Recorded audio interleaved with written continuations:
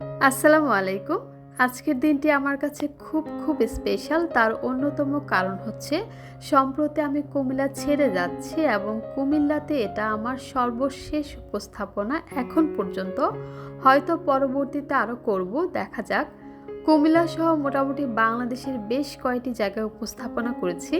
তো আজকের এই ভিডিওটির মাধ্যমে আমি সবাইকে কৃতজ্ঞতা জানাতে চাই যারা আমার এই ছোট্ট কেরিয়ারে অনেক বেশি সহযোগিতা করেছেন, আমাকে বিভিন্ন কাজ দিয়েছেন, আমাকে শিখিয়েছেন কিভাবে কথা বলতে হবে। তো সব কিছু মিলে আমি প্রতিটা মানুষের প্রতি আন্তরিকভাবে কৃতজ্ঞতা। আশা করছি অদূর ভবিষ্যতেও আপনাদের সবাইকে আমার সাথেই পাবো।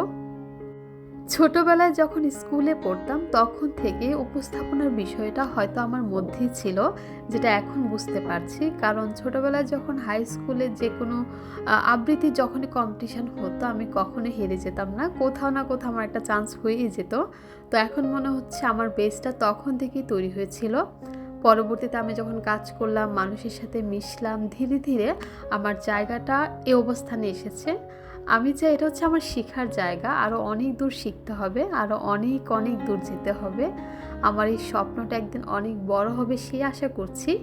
সেই কারণে প্রিয় শহর, প্রিয় মানুষ সব কিছু ছেড়ে আজ অনেকটা দূরে।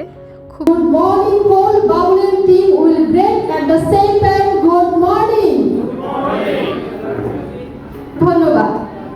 আজ আমরা এখানে এক বিশেষ মুহূর্ত সেলিব্রেট করতে একত্রিত হয়েছি।